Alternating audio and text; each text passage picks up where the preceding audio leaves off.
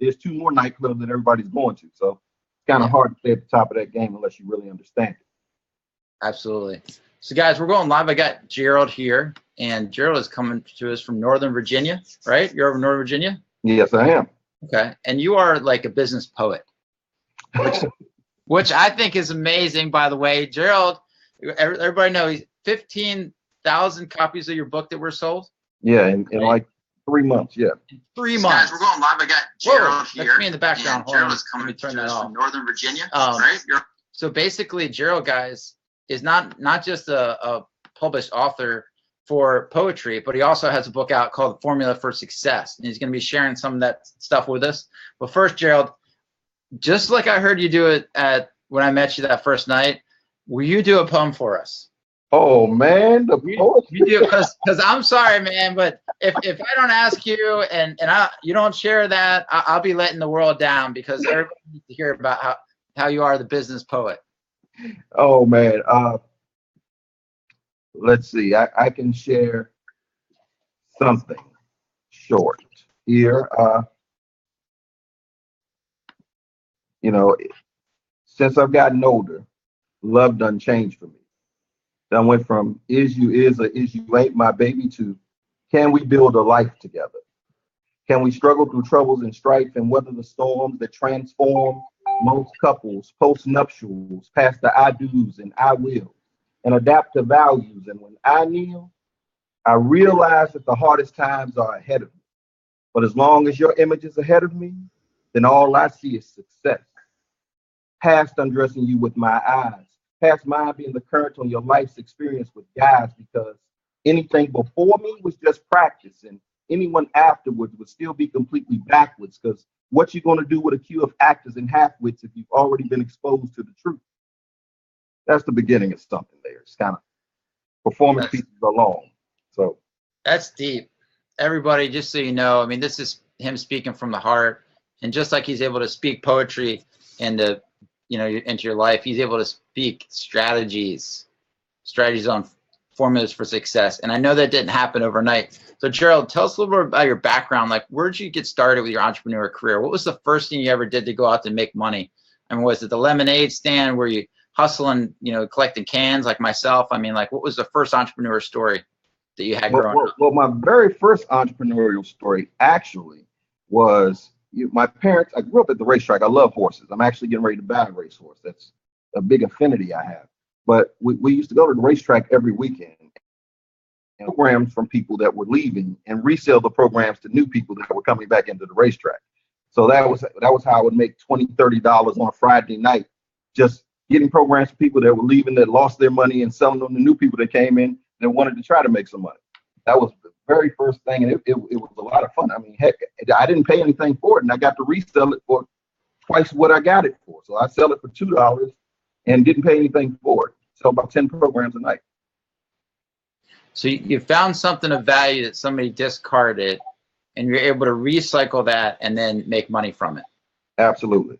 That's what you call an entrepreneur, sports fans, right? I mean, you took that right out of thin air and were able to go out and create income with it. And that's one of those things. And I think it was that like chapter 2 out of Rich Dad, Poor Dad, right? The rich invent money, right? That's what you're doing, right? Absolutely. Yeah, you have to find ways. There's always ways to make money. We, like you said, we call it making money out of thin air, but it's really just making money out of forethought. Thinking clearly about, okay, I need to make some money. What things are at my disposal? What can I reach to? And how do I utilize that to help people that need the product? Very simple process. And when you were starting this entrepreneur career, what did you actually use the money for? Like, everybody's got something typically. I mean, for me, I remember it was a toy I wanted to get when I was a little kid. What was that driving factor for you? Well, back then it was video games. Everybody wanted to go play video games, and I wanted to make more money. Ironically, I was the kid that would take the $20. I would go down to the stable, become friends with some of the jockeys and drivers, and they would give me tips about when their horse was good. So I would turn that $20 into $100, $120, then be able to feed myself, all my little friends. I felt like a little boss. You're 8, 9 years old and got $120 and you're able to buy everything that you wanted. And that was the mindset I always had about not just taking money and using it, but using money as a seed to grow. Mm-hmm. So you not only you took your winnings that you made from recycling but then you recycled that money and actually made more money with it. Yeah. That's what I call a money mindset multiplier, guys, is when you can go out and create money out of thin air and then go out and then multiply that money even 10 times what you brought in the door. Because that's basically money into an infinity at that point when you're able to basically make more money on top of your money at that point. Absolutely. That's what it's about. I mean, it's a very important thing that people need to learn, that money can either be a seed, or if you eat the seed, you'll never gain a harvest. And a lot of people eat the seeds, and that's the problem. That's why people are stuck in situations where they are poor, poor is really just a habitual thing. It's a mindset, it's habits, it's things that create the poverty that you put yourself in. If you want to get out of a situation, change your habits. Mm-hmm. And you started out there as a young entrepreneur. You now blossomed. When we met, you were talking about you have 7 businesses you're a part of. What was the low point for you on that entrepreneur journey where you're like, man, I was like, you're just getting hit left and right. I mean, just like Rocky talks about, right? And like Rocky 6 or something like that. You get knocked down, you got to get up again. Like what was that time for you that you're like, we're facing everything?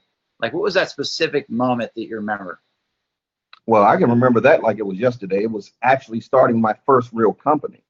I had gotten pushed to take the entrepreneurial leap and start my business at the age of 26 years old, technically. I was working for a company. We had grown exponentially in the 1 year that I was there. So in January 2001, I joined a company that had did $1 million in revenue. I took over as their marketing manager. They had one office.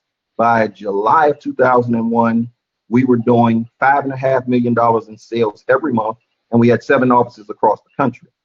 But in December, I got the phone call to change my life. One of the owners, whom we didn't always see eye to eye, we weren't the best of friends, and he called me and he said, Gerald, why the bleep did we just pay you $6,000 in override on top of your regular check? And I told him in some expletives, which I will not use now, that while you're sleeping at 7 a.m. in the morning, I'm the one here in the office opening up the office. When you wake up at 10 o'clock and hit the alarm and decide to call in, I'm able to tell you what's happening in Chicago, St. Louis, Indiana, Nebraska, all of which you never had before I sat my behind in your chair to be your marketing director. And he said to me in these kind words, and this is what makes me be an entrepreneur, what makes me stick to it. He says, I'll see you make $100,000, $150,000 a year working here. But I don't care how much money you make me, I will never see you make $200,000 working here. That changed my life. So did you write him a thank you letter? I did go visit him a year after I had my business and told him that if it wasn't for that conversation, I would have never had the audacity to start my company. So I did thank him for that. I didn't thank him for it in the beginning because in January 2002, when I started my company, I went from being the one getting a check to writing the checks. And you find out very quickly it's a different situation. Let's talk about that for a second, because that's a huge mindset shift from receiving a paycheck to now you're actually going out there, and if you don't make it, you don't eat. Yeah, and I had the good fortune and misfortune as well. I call it, because it's both sides of the coin, it's the heads and the tails, that I didn't start. I've never been what people call solopreneur. I started my company. I had 6 sales guys, 3 administrators, 7 crews. So I have people looking at this 26-year-old kid depending on me to be able to eat. So where everybody else has a chance to say, all right, it's just me, I can take care of it. But I got office space, I got trucks, I got, phones I got to pay. I'm paying everybody else, but Gerald can't eat. You eat last. And that's the biggest difference that people don't know. And so for 6 months, I was unable to take a paycheck. I was dead broke. I'm a business owner, and I finally understood, and I said, this ain't Hollywood. This is hardly making it. It just looks good from the other side. And I would go to the gym to take showers. People thought I was going to the gym to try to stay in shape. No, I lost my house starting my first company. My parents' house, the first house I ever bought. And I lost that house within that 5-month period because I couldn't pay anything. But by me supporting and paying for these people and making sure that my people were taken care of, these people have supported me the last 15 years of my life and have helped me grow from one company to 7 companies. And though I couldn't take a paycheck then, I eat very well now because I was able to take care of those people for that length of time and endure the hardship that inevitably comes when you take that first leap of faith. Because it's not easy. We did not turn a profit enough for me to take a check until August of 2002. And I'm here to witness it, Jared. I've seen you eat really well. We need to get you in the gym. We gotta get you back in the gym, buddy. Absolutely. Oh, I'm getting back. I used to have a 6-pack. Now I got a 2-pack. I'm going to find the other 4. Don't worry about it. I'm actually out of 1-pack. That's awesome, man. We got more in common than you thought. You know, I was in there showering. We probably bumped into each other. Yeah. I remember those days. I think I had a membership at I think it's like Planet Fitness. It's only like $10 a month or something like that. Best showers you'll get.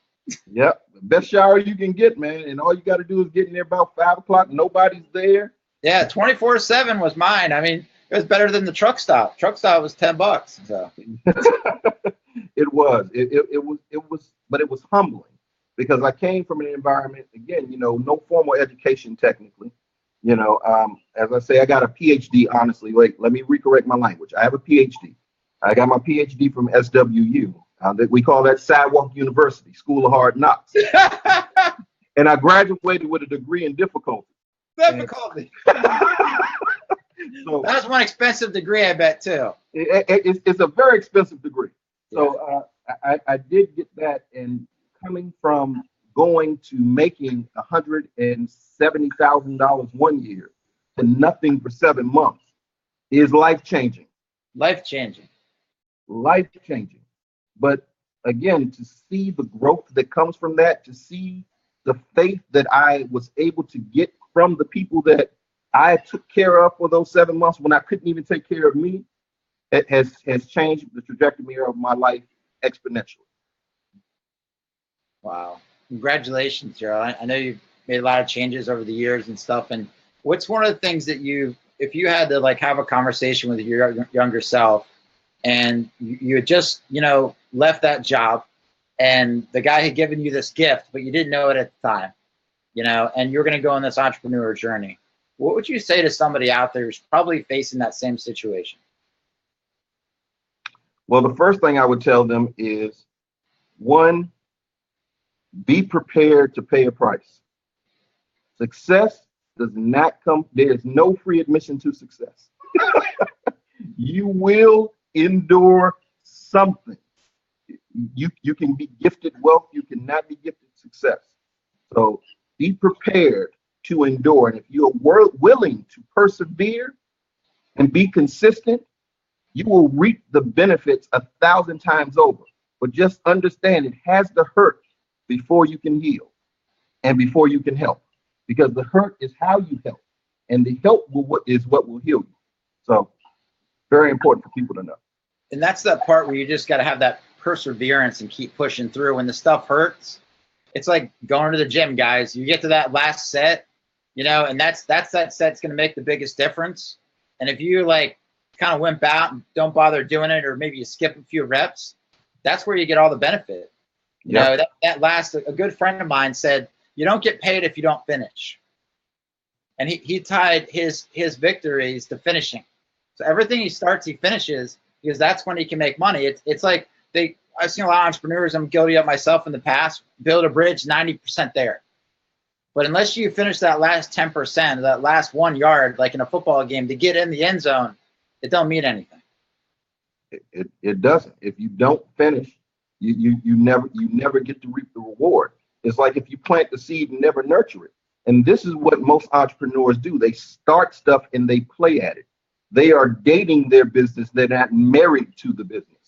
And if you are dating and you're cheating on your business by going to work and not working when you come home, though, and then you want to go out and party, but you don't want to do that extra plan that you know that you need to be able to execute, then your business is going to be as faithful as you've been to it, and it cannot grow. You're not nurturing it. Are you nurturing your business? It's very important. If you don't water the seed, plants don't grow. It That's does not. Absolutely not. Share us with about some of the mindset. I know you're saying you're working with the NFL players as they're leaving the NFL, and some of the mindset you see in, because if you take, I like, I can say this because of my background being a Marine and stuff like that, but with the NFL and being a football player myself, being a college football player, I can say this, like going and playing in a football game, and I can say this as well, coming from the point of like my Marine officer, Colonel Dubose, said to me, being out there on the football field is as close as I'll ever get to being in a live combat situation. And he's absolutely right. Like when I went out there in Iraq and stuff like that, and I served overseas, it's very similar. Chaos, constant chaos, right? In business, you got constant chaos. Your advertising might go astray. It might not work today. You might get your ad shut down if you're doing something online.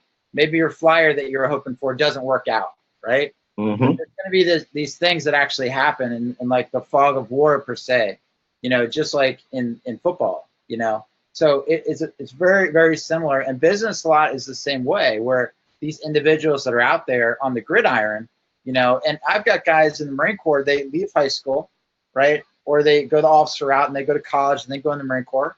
And now they find themselves in the Marine Corps. And they're in there 10, 15, 20 years, whatever it is. And they have to get out and leave the Marine Corps. Now they have this identity at this point of being a Marine, and no matter what branch of service, right? I'm just going to use Marines because I'm a Marine. And they leave active duty, and now all of a sudden they find themselves in America. Oh my gosh, there's nobody looking over my shoulder. Nobody's telling me when to get up. Nobody's telling me where I'm supposed to be at. Nobody's telling me I got this appointment or that appointment. They have this freedom that they've never had before. And the NFL is very, very similar in that nature, because you take guys probably grow up playing, football on the playground. Now they played in high school.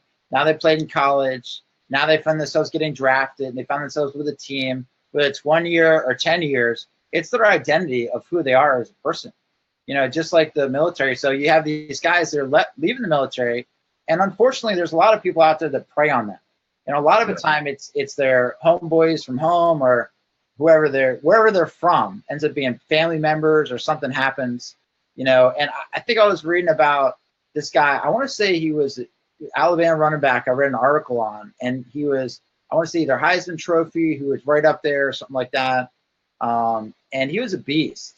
And he went to go put gas in his car, and he had gotten cut from the team he was on, or whatever it was. He was in between teams, and he couldn't even fill up because his credit card got declined. And it turned out that his family had spent $2.1 million of his bonus, and he didn't even know it. Like the guy, I mean, this is a guy, he's still driving, he's still a modest guy, still driving like a modest car, not living extravagantly. He wasn't the one out there spending the money. It was his family that blew all his money, his friends and whoever else that did it, and it is what it is.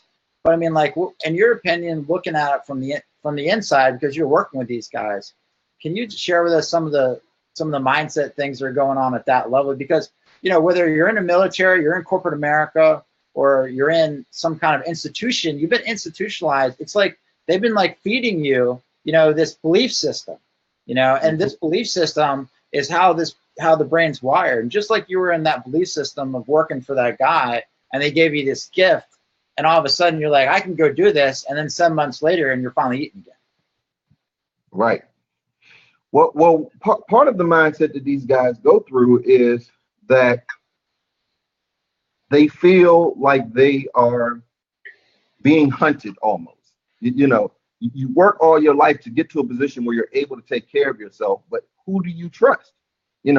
Everybody that comes along now, you kind of question their motives because they have their hand out. They know you're a ball player. This guy's famous. This guy has millions. He can give me access to people and things that I normally wouldn't get to. So one of their main mindsets is that of being preyed upon. And that makes them very cautious or a bit standoffish when it comes to engaging in new environments and new ideas with new people, because they feel like that they are going to get taken advantage of, that very thing. So getting through to them is all about telling them that, hey, well, that's why you prepare ahead of time. Your friends that you grew up with will take far more advantage of you than the new people will, because the new people don't know exactly what buttons to push. And you are going to be more cautious with them. So the people that you know and that you came up with, I'm not saying to distrust them. Just know that all their motives aren't good either. You have to decide what's best for you and what it is you want to achieve. Now, what is it that you want to do? Don't let them talk you into their idea and make it your idea. And that's the problem that 90% of the entire human race has. We grow up with beliefs that are not our own, and we claim them. Yep. we have to break through that barrier. What really is success for you? What do you really want to pursue? What do you love? What things and skills have you acquired over the years outside of football that you can utilize? You know, utilize your stardom to grow your business now, because it's an easier in than when you're a retired player versus an active player, because people are willing to open more doors. So just breaking through that mindset and that old belief system that everybody wants something from them, and that if they don't do what somebody wants, it's going to be a problem, especially with parents and family. That they are some of the biggest progenitors of bad business investments. So what is it that, like, you teach these players when you're working with them to really break through? Like, what's that sledgehammer you use to break through that belief system that these, individuals have been just so attuned to for all these years?